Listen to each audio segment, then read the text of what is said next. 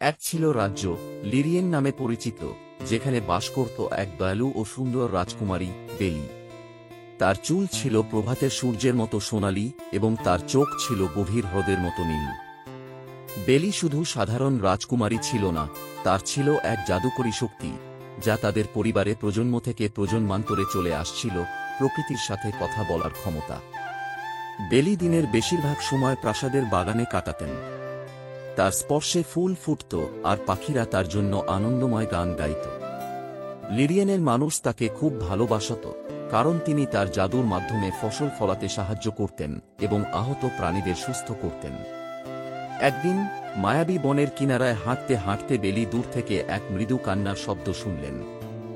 শব্দটি অনুসরণ করে তিনি দেখতে পেলেন একটি ছোট হরিণ কাঁটা ঝোপে আটকে গেছে। তার পা আহত হয়েছিল এবং সে নড়তে পারছিল না। ভয় পেও না, ছোট্ট বন্ধু, বেলি ফিসফিস করে বললেন। তিনি হরিণটির কাছে হাঁটু গেড়ে বসলেন এবং তার হাত থেকে এক নরম আলো বেরিয়ে আসতে লাগল। তিনি আলতো করে হরিণটির পায়ে হাত রাখলেন। ক্ষত সেরে গেল আর হরিণটি লাফিয়ে উঠে বেলির কাছে কৃতজ্ঞতায় ঘেঁষে এল। কিন্তু যাওয়ার আগে হরিণটি থেমে বনের দিকে তাকাল। আমার সাথে চলুন, যেন হরিণটি বলতে চাইছিল।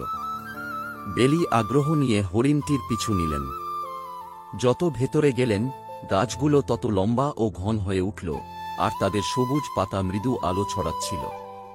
কিছুক্ষণের মধ্যে তিনি একটি স্বচ্ছ ক্রিস্টালের পুকুর ঘেরা খোলা জায়গায় পৌঁছালেন। চারপাশে দাঁড়িয়ে ছিল বিভিন্ন প্রজাতির জীব, ইউনিকর্ন, পরী, কথা বলা পেঁচা, এমনকি ছোট ড্রাগনও। কিন্তু তাদের সবার চেহারায় উদ্বেগ স্পষ্ট, এবং তাদের জাদুকরী আলো ম্লান হয়ে গিয়েছিল। কি হয়েছে? বেলি জানতে চাইলেন। এক বৃদ্ধা পরী সামনে এসে বলল, রাজকুমারী বেলি, আমাদের বন ভয়াবহ বিপদে আছে। এক দুষ্ট জাদুকর আমাদের জাদুর উৎস হার্ট ট্রিতে অভিশাপ দিয়েছে। অভিশাপ না ভাঙা গেলে বনের সমস্ত জাদু, এমনকি রাজ্যের জাদুও মুছে যাবে।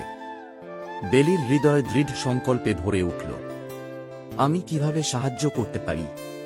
আপনাকে পবিত্র উদ্দেশ্যে হার্ট ট্রিতে স্পর্শ করতে হবে এবং আলো মন্ত্র উচ্চারণ করতে হবে, পরীটি বোঝাল।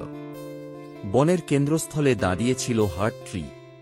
তার একসময়ের উজ্জ্বল পাতা তখন কালো ও বিবর্ণ। বেলি যত এগিয়ে গেলেন, ততই দুষ্ট জাদুকরের অভিশাপের ভার অনুভব করলেন।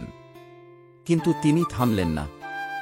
গাছের খসকসে বাকলে হাত রেখে তিনি চোখ বন্ধ করলেন এবং প্রাচীন মন্ত্রটি ফিস করে বললেন, অন্ধকার থেকে আলোয় জাদু উডুক।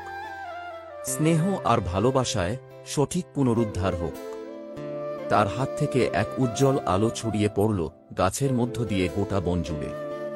অভিশাপ গলে গেল আর হার্ট ট্রি জীবন্ত হয়ে উঠল। বনের প্রাণীরা উল্লাসে ফেটে পড়ল, তাদের জাদু ফিরে এল। বৃদ্ধা পরী হাসল। আপনি আমাদের রক্ষা করেছেন, রাজকুমারী বেলি। আপনার সাহস ও দয়া প্রমাণ করেছে যে আপনি লিরিয়েনের প্রকৃত রক্ষক। সেই দিন থেকে রাজকুমারী বেলি মায়াবী বনের রক্ষক নামে পরিচিত হলেন। তার গল্প একটি কিংবদন্তি হয়ে উঠল, যা সবাইকে মনে করিয়ে দেয় যে দয়া ও সাহস অন্ধকারতম জাদুকেও পরাস্ত করতে পারে।